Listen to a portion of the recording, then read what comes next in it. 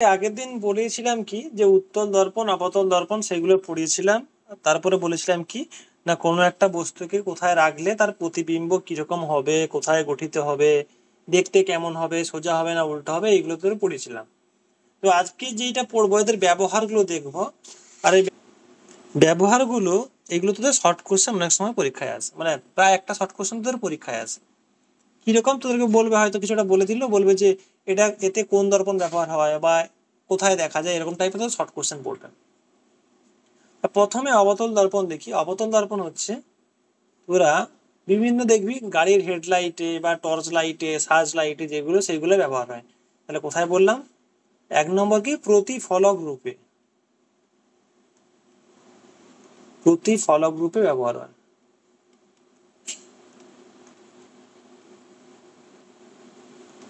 যেমন কি গাড়ির হেডলাইট, দেখবি আমি আগেও শর্ট কোশ্চেনটা বলেছিলাম এরকম, গাড়ির হেডলাইট বা টর্চ লাইট,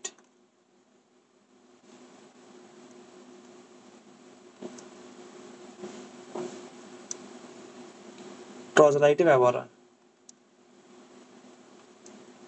1 নম্বর ব্যবহার। 2 নম্বর ব্যবহার কি? 2 নম্বর ব্যবহার হচ্ছে দেখবি যারা চোখ নাক ইএনটি যেগুলো বলা হয়, ইএনটি ডাক্তার, আইন, যারা হয় তাদের কি হয়, তারা একটা দর্পণ ব্যবহার করে। কেন কেন বলছি আমি, ইএনটি ডাক্তাররা ব্যবহার করে, ইএনটি ডাক্তাররা অবতল দর্পণ ব্যবহার করে। কেন করে সব আমি বলছি। তোদের কেন ব্যবহার করে সেটা খুব একটা হয়তো আসবে না, কিন্তু ব্যবহার একটা শর্ট কোশ্চেন আসবে। 2 নম্বর হলো। দেন 3 নম্বর কি, দাড়ি কামানোর দর্পণ হিসেবে ব্যবহার হয়। দাড়ি কামানোর দর্পণ, দাড়ি কামানোর দর্পণ হিসেবে ব্যবহার হয়।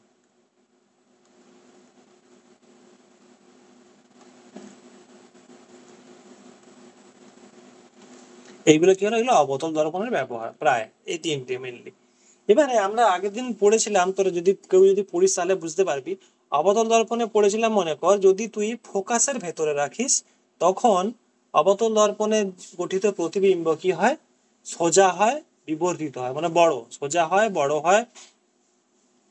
এবারে মেন যেটা পড়ে 2 আর 3 নম্বরটা, ইএনটি ডাক্তাররা যখন দাঁতের, যখন ধর দাঁতে কিছু হলো ডাক্তাররা যখন দেখে তখন অবতল দর্পণ ব্যবহার করে। তার কারণ কি? কারণ যখন ধর আমি বলছি যে এরকম ভাবে দাঁতগুলো আছে, এরকম ভাবে দাঁতগুলো আছে, ঠিক আছে, যখন এখানে দর্পণ দিয়ে দেখবে সে ডাক্তার কি চাইবে, এই ভেতরে বা দাঁতের কাছে ছোট ছোট যেগুলো জিনিসগুলো আছে বা যেটা তারা খুঁজতে চাইছে, বা ধরো কিছু একটা ইনফেকশন হয়েছে তারা যে দেখতে চাইছে, তারা কি করবে, এই যে জিনিসটাকে সেটাকে জুম করে দেখতে চাইবে, বড় করে দেখতে চাইবে। সেই জন্য কি হয়, অবতল দর্পণ ব্যবহার করে। তার কারণ কি না, অবতল দর্পণে ফোকাসের ভেতর যদি কোনো বস্তুকে রাখিস তখন কি হয়, সেটা সোজা আর বড় প্রতিবিম্ব গঠিত হয়। সেই জন্য ইএনটি ডাক্তাররা কি করে, অবতল দর্পণ ব্যবহার করে। 2 নম্বরটা হলো। 3 নম্বরে কি একই জিনিস, একই অ্যান্সার, দাড়ি কামানো দর্পণ হিসাবে ব্যবহার করা হয় অবতল দর্পণ। তার কারণটা কি? কারণ তুই যদি দাড়ি কামাস তখন তোর কি দরকার হয়, যেন দাড়িটা দেখা যায়, সেটা যেন একটু বড় করে দেখা যায়, যাতে কি হয়, কাটতে তোর সুবিধা হয়। এবার যদি অবতল দর্পণ ব্যবহার করিস তখন কি হবে, তখন যদি ফোকাসের মধ্যে, মানে ফোকাসের থেকে আগে যদি রাখিস তখন কি হয়, দাড়িটা বা যদি কামাচ্ছি সেটা কি হবে, বড় দেখা যাবে আর সোজাভাবে দেখা যাবে। সেই জন্য কি হয়, অবতল দর্পণ ব্যবহার করা হয়। আর যদি বলে যে উত্তল দর্পণ ব্যবহার করা হয় না কেন, তার কারণ কি?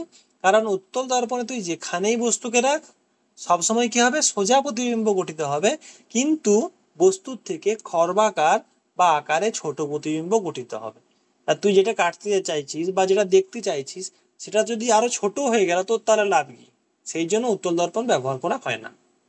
এইগুলো ছিল কি অবতল দর্পণের ব্যবহার। তাহলে উত্তল দর্পণ কোথায় ব্যবহার করা হয়? না, উত্তল দর্পণ ব্যবহার করা হয়, জানি না তোরা দেখেছিস কিনা, দেখবি একটু মোটামুটি একটু কোথাও শহর এলাকা বা কিছু এলাকায় গেলেই তুই দেখতে পাবি কি, যখন গাড়িগুলো বা রোডেও দেখতে পাবি, হয়তো অনেক সময় যেগুলো দেখবি একটু ভিআইপি একটু ভালো রোড, সেই রোডেও থাকে কি থাকে, যখন ওই টার্নিং বা যেখান থেকে বাঁকা শুরু হয় সেখানে দেখবি এরকম করে একটা আয়নার মতো থাকে, দেখেছিস কি তোরা, জানি না আমি। বা যদি কোনো হোটেল থেকে যখন গাড়িগুলো টার্নিং নেয় সেখানেও থাকে, কি হয় না এরকম টাইপের একটা আয়না থাকে, আয়নার মতো মিররের মতো থাকে, দর্পণ থাকে একটা, যেটা কি উত্তল দর্পণ থাকে। তার কারণটা কি? তার কারণ হচ্ছে যখন এই দূর থেকে যখন গাড়িগুলো আসে, ধর এখান থেকে গাড়ি আসছে, গাড়িগুলো যখন আসছে এই টার্নিং এ কি হয়, অ্যাক্সিডেন্ট হওয়ার সম্ভাবনা থাকে বা এরকম হওয়ার সম্ভাবনা থাকে। এবারে এই উত্তল দর্পণে কি হয়, উত্তল দর্পণে কি হয় না এই যে বস্তুগুলো আছে এই বস্তুগুলোর কি ছোট প্রতিবিম্ব গঠিত হয়। মানে এখানে যে গাড়িগুলো আসছে বা এপাশ থেকে যদি গাড়ি যায় কোনো, তখন কি হয় এদের প্রতিবিম্ব ছোট আকারে এই উত্তল দর্পণে ফুটে উঠবে। সেই জন্য কি হয় না এই এই যে দর্পণটা আছে সেই দর্পণটার মধ্যে অনেক দূর থেকে বা অনেক বড় জিনিসের প্রতিবিম্ব গঠিত হয়। মানে এখানে যে আসছে এরও প্রতিবিম্ব গঠিত হবে, এখানে যে দিয়ে আসে তারও প্রতিবিম্ব গঠিত হবে, এখানে যে আসবে তারও প্রতিবিম্ব গঠিত হবে, এখানে যারা আছে তারও প্রতিবিম্ব গঠিত হয়। ফলে কি হয় এর ভিউটা অনেক বড় হয়ে যায়, মানে অনেক জিনিস একসঙ্গে দেখা যায়। সেই জন্য কি হয় যখন ধর এখান দিয়ে কোনো একটা কেউ একজন আসছে বা কেউ একজন হেঁটে আসছে হোক, কেউ একজন গাড়ি নিয়ে আসছে হোক, কিছু একটা আসছে, আর কি হচ্ছে এপাশ দিয়েও আসছে কেউ একজন, তখন এই যে মিররটা এখানে লাগানো আছে কি হবে, এখানে দেখতে পেয়ে যাবে যে এখান দিয়ে কেউ আসছে। কিন্তু যদি মিরর না থাকতো কেউ দেখতে পেতো না। বা এখানে যদি অবতল দর্পণ থাকতো তখন কি হতো, বিবর্ধিত হয়ে যেত, অনেক বড় প্রতিবিম্ব গঠিত হতো যখন এর সামনাসামনি চলে আসতো। সেই জন্য কি হয় এই রাস্তার মোড়ে বা এতে কি হয় উত্তল দর্পণ লাগানো হয়, অবতল দর্পণ লাগানো হয় না। এটা কি হলো উত্তল দর্পণের ব্যবহার। তাহলে উত্তল দর্পণের ব্যবহার কি হলো, রেয়ার ভিউ দর্পণ হিসাবে ব্যবহার হয়। উত্তল দর্পণের ব্যবহার কি, উত্তল দর্পণ আমি লিখে দিই,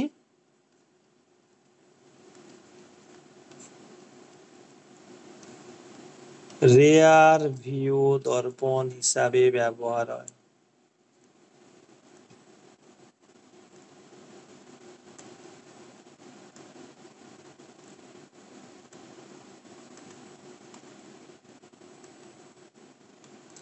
রেয়ার ভিউ মানে কি, পেছনে কেউ যদি আসে সেইটা রেয়ার ভিউ দর্পণ হিসাবে ব্যবহার করে কি উত্তল দর্পণ। এখান থেকে যে কোনো একটা শর্ট কোশ্চেন আসার চান্স কিন্তু তোদের আছে। তোকে হয়তো বলবে যে ইএনটি ডাক্তাররা কোন দর্পণ ব্যবহার করে, তোকে তখন অ্যান্সার লিখতে হবে অবতল দর্পণ। দাড়ি কামানোর জন্য কোন দর্পণ ব্যবহার করা হয়, অ্যান্সার অবতল দর্পণ। রেয়ার ভিউ দর্পণ হিসেবে কোন দর্পণ ব্যবহার করা হয়, অবতল দর্পণ, এই সরি উত্তল দর্পণ। প্রতিফলক রূপে বা গাড়ির হেডলাইট হিসেবে কোন দর্পণ ব্যবহার করা হয়, অবতল দর্পণ। এরকম হিসাবে তোদের যে কোনো একটা শর্ট কোশ্চেন আসবে। এটা হলে আপাতত তোদের দর্পণ মোটামুটি শেষ। এবারে কি হবে, আমি প্রতিসরণে একটু শুরু করব তোদের, কারণ তোদের তো অলরেডি অনেকে নেই, শুরু করবো তোদের জাস্ট। তাহলে আমরা প্রথমে পড়েছিলাম কি প্রতিফলন, যেখানে বলেছিলাম কি আমরা যে সেখানে একটাই মাধ্যম, সেখানে কি হয় এটা যদি লম্ব হয় সেখানে একটা যদি আলো আসে, এই আলোটা এই মাধ্যমে লেগে কি হবে ওই মাধ্যমেই পুনরায় চলে যায়, এটাকে আমরা বলেছিলাম প্রতিফলন। এটা যদি আই হয় এটা যদি আর হয় তাহলে কি ছিল আমাদের প্রতিফলন কোণ সমান আপাতন কোণ, আপাতন কোণ সমান প্রতিফলন কোণ। এটা ছিল প্রতিফলনে। প্রতিসরণে জিনিসটা একটু আলাদা। কি আলাদা না এখানে যেমন অন্য মাধ্যমটা বা অন্য দিকটা কি ছিল না কোনো একটাতে ঢাকা ছিল, প্রতিসরণে কি হয় এখানে কোনো ঢাকা নেই, এই একটা মাধ্যম এক নম্বর দিচ্ছি আর এই একটা মাধ্যম, মানে দাগের উপরে একটা মাধ্যম নিচে একটা মাধ্যম, এখানেও ছিল উপরে একটা মাধ্যম নিচে একটা মাধ্যম। কিন্তু আলোটা কি হচ্ছিল যেহেতু এটা ঢাকা ছিল এই তলটা, সেই জন্য আলোটা এখানে প্রতিফলিত হয়ে আবার পুনরায় প্রথম মাধ্যমেই চলে গেছে। কিন্তু প্রতিসরণে কি হয়, প্রতিসরণ এটা হয় না। তার কারণটা কি, তার কারণ হচ্ছে এর নিচের দিকটা ঢাকা নয়।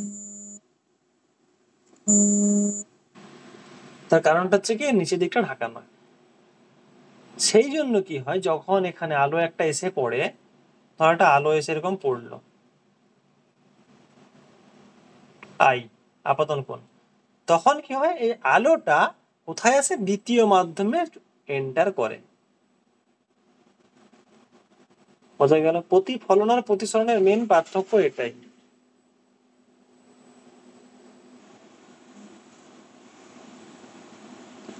তারপর হচ্ছে কি, এই যে যেটা বললাম, তাহলে এখানে কি হয়, যেহেতু নিচের মাধ্যমটায় কোনো কোনো কিছু ঢাকা নেই বা কিছু নেই, সেই জন্য কি হয়, আলো যদি এখান থেকে পড়ে এই মাধ্যমে, কি হয়, আলো অন্য মাধ্যম দিয়ে আলোটা আগে কি ছিল, প্রতিফলিত হয়েছিল, আর এটা কি হচ্ছে, প্রতিসৃত হচ্ছে, মানে কি এক মাধ্যম থেকে অন্য মাধ্যমে আলো যাচ্ছে, এটাকে বলে কি প্রতিসরণ।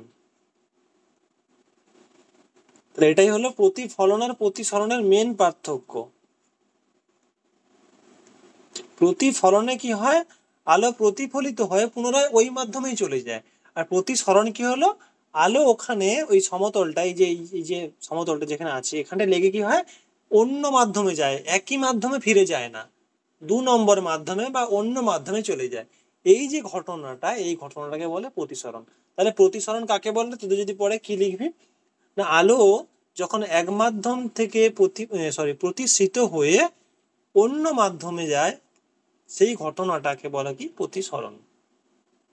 এবারে এখানে যেটা আছে, আমি যেটা এঁকেছি কি হচ্ছে, পুরো সমান, মানে একই রকমের, দেখ এরকম ভাবে যেরকম এসেছে সেরকম ভাবে বেরিয়ে গেছে। এটা হবে তখনই যদি দুটো মাধ্যম একই হয়, মানে 1 নম্বর মাধ্যম আর 2 নম্বর মাধ্যম একই মাধ্যম হয়, মানে যদি এটা বায়ু হয় এটাও বায়ু, এটা জল হলে এটাও জল, এটা অন্য কিছু হলে এটা অন্য কিছু, মানে 1 আর 2 একই মাধ্যম। যদি একই মাধ্যম হয় তখন কি হয়, এটা একইভাবে যাবে, কোনো দিকে বাঁকবে না। কিন্তু যদি দুটো মাধ্যম আলাদা হয়ে যায় তখন কি হবে, এই প্রতিসরণের পর যে এই রশ্মিটা, এই যে রশ্মিটা, এটা আর লিখি আমি, এই যে রশ্মিটা আর এই যে কোণটা, এটা কি হয়, বেঁকে যায়। কোন দিকে বেঁকে যায়, কেন বেঁকে যায়, সেটা আমি আসছি।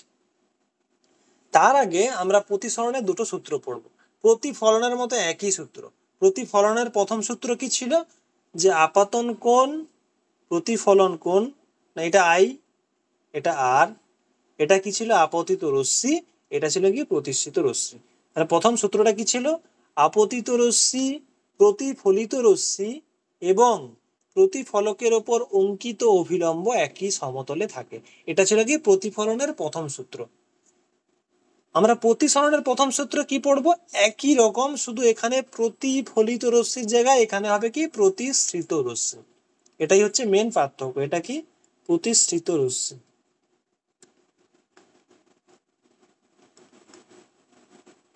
এটা কি ছিল, প্রতিফলিত রশ্মি।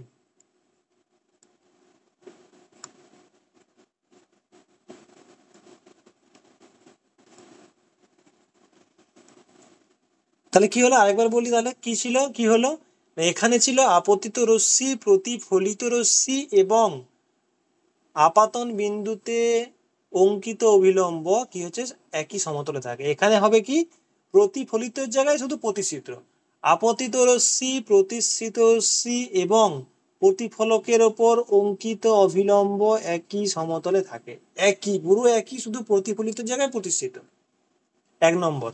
2 নম্বর সূত্র কি, 2 নম্বর সূত্রটা একটু আলাদা। কি সূত্র 2 নম্বর, 2 নম্বর বলছে যে আপাতন কোণের সাইন, এই যে আই, আপাতন কোণের সাইন মানে কি, সাইন আই, সাইন মনে হচ্ছে এটা সাইন, তোদের আছে আশা করি মনে হচ্ছে টেনে। আপাতন কোণের সাইন, আপাতন কোণটা কত, আই, এটা হচ্ছে আপাতন কোণ আই, তার যে সাইন মানে সাইন আই। আর কি, প্রতিসরণ কোণের সাইন, প্রতিসরণ কি কোণটা কত, আর আরটা হচ্ছে প্রতিসরণ কোণ, তার সাইন কত, সাইন আর। আপাতন কোণের সাইন এবং প্রতিসরণ কোণের সাইনের অনুপাত সর্বদা ধ্রুবক। এটা হচ্ছে দ্বিতীয় সূত্র। আপাতন কোণের সাইন এবং প্রতিসরণ কোণের সাইন সর্বদা ধ্রুবক থাকে।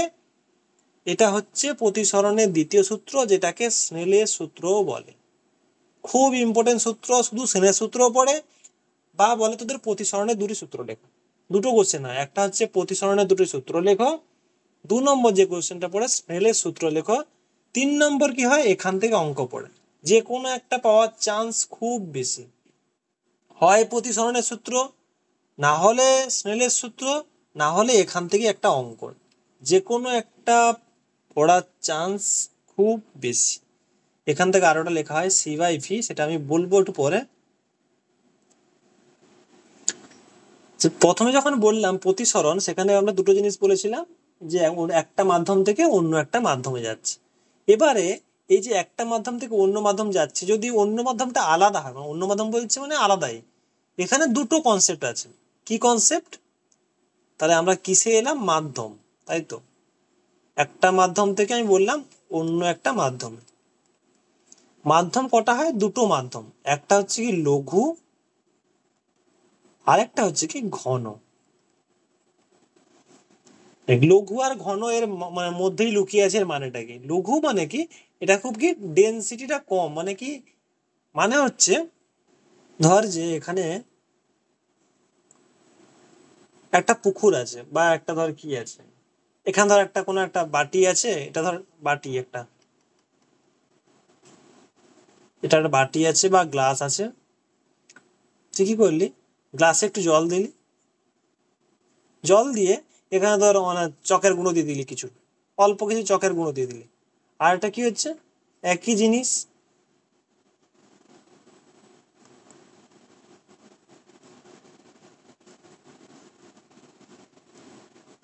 চকের গুঁড়োর বদলে চিনি দিয়ে দে, তাহলে ভালো। সব দিকে চিনি দিয়ে দে, একটু অল্প চিনি দে।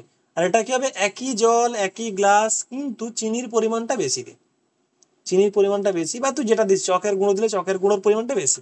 তাহলে একটায় তুই কম অ্যামাউন্ট দিচ্ছিস, কম পরিমাণ দিচ্ছিস, আর একটাতে কি হচ্ছে? বেশি পরিমাণ দিচ্ছিস। এবারে ভাব, তুই যদি এই জলটার মধ্যেই 100 গ্রাম দিস, আর এটাতে যদি 500 গ্রাম দিস, দেখ তো মনে হচ্ছে না এটা একটু ঘন? মানে এটাতে সোজা কথা, ঘন মানে কি, যেটাতে অ্যামাউন্টটা বেশি আছে।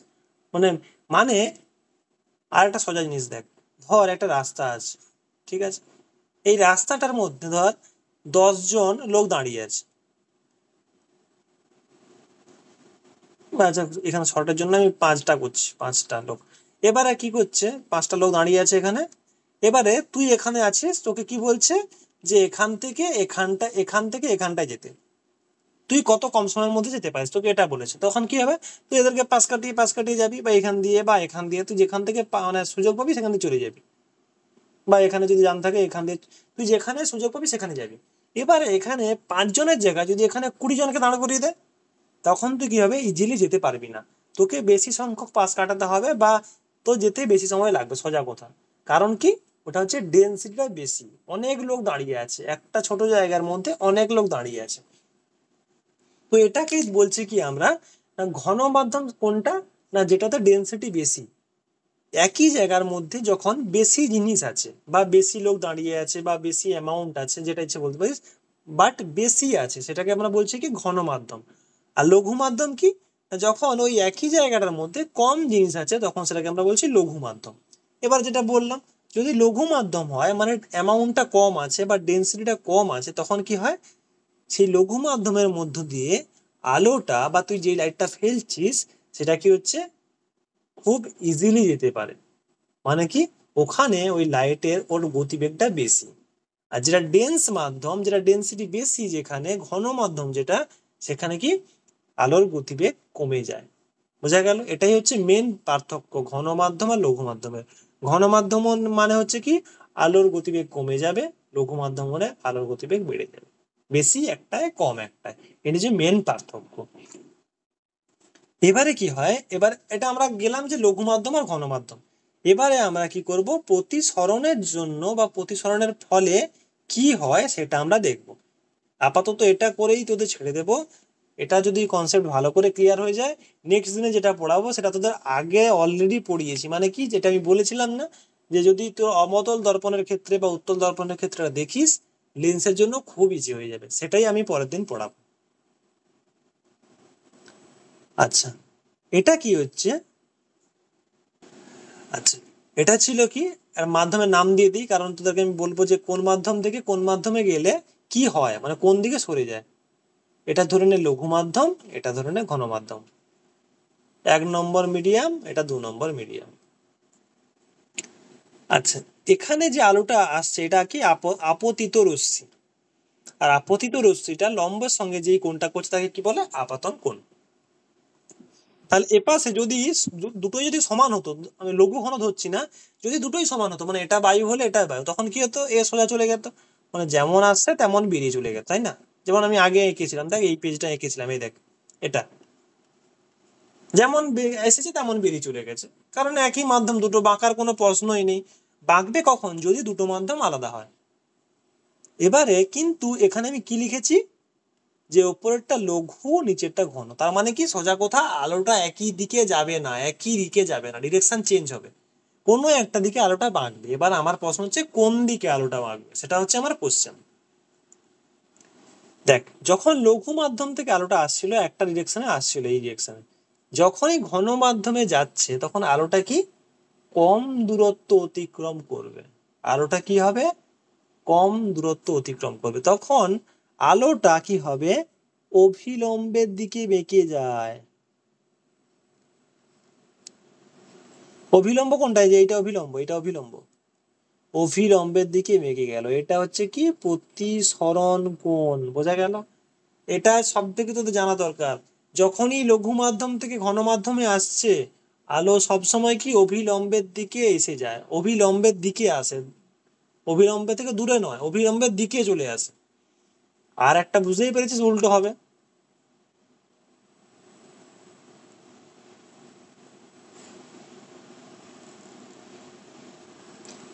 একই জিনিস, এটা আই, উল্টো করে দিচ্ছি আমি, এটা করছি ঘন, এটা ধরে হচ্ছে লঘু। বা তোরা যেটা করতে পারিস, লঘু থেকে ঘন সেটাও করতে পারিস, মানে এই দিক থেকে যাচ্ছে আচ্ছা এটা আমি দেখাই আগে। তাহলে ঘন আসছে, তাহলে যদি সমান হতো তাহলে কি হবে? এরকম যাওয়ার কথা ছিল, যদি সমান হতো দুটো। কিন্তু ঘন থেকে যখন লঘুতে আসছে তখন কি হবে? মাধ্যমটা কি হবে? অভিলম্ব থেকে কি হবে? দূরে সরে যাবে। এইটা আর এইটা ছিল অভিলম্ব, তার থেকে দূরের দিকে সরে গেছে, দেখ এই দিকে সরে গেছে, এই দিকে দূরে সরে গেছে। আর ওপরটা দেখ, যখন লঘু থেকে ঘনতে আসছিল তখন দেখ কাছে চলে আসছিল। এটা হচ্ছে মেন পয়েন্ট। যখন লঘু থেকে ঘনতে আসবে তখন অভিলম্বের দিকে সরে যাবে, যখন ঘন থেকে লঘুতে যাবে তখন কি হচ্ছে? অভিলম্ব থেকে দূরে সরে যাবে। এই দুটো পয়েন্ট তোরা ভালো করে মনে রাখিস। আচ্ছা এটা হলো, এবার এখান থেকে কোশ্চেন লিখে নে, দু তিনটা কোশ্চেন এখান থেকে বলে দিচ্ছি। কোশ্চেন ওয়ান,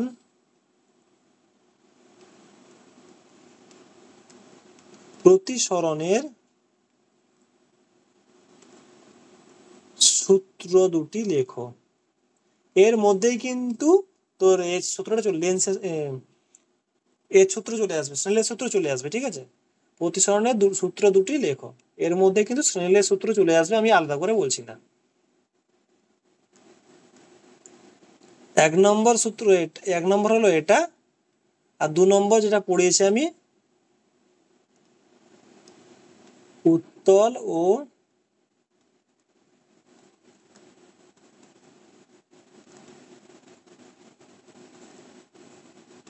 অবতল দর্পণের ব্যবহার। এই দুটো কোশ্চেন তোদের মেনলি। আর একটা কোশ্চেন নয়, আর একটা শুধু দেখে রাখবি কি,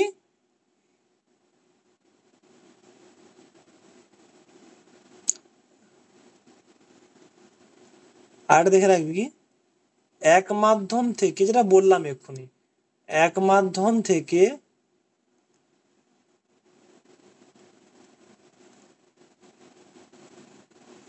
অন্য মাধ্যমে আলো গেলে কোন দিকে বেঁকে যায়। যেটা একটু আগে আমি বললাম, লঘু থেকে ঘনতে গেলে অভিলম্বের দিকে বেঁকে যায়, আর ঘন থেকে লঘুতে গেলে অভিলম্বের থেকে দূরে সরে যায়। কোন দিকে বেঁকে যায়? মেনলি দুটো কোশ্চেন, প্রতিসরণের দুটো সূত্র লেখো, উত্তল অবতল দর্পণের ব্যবহার, বাস।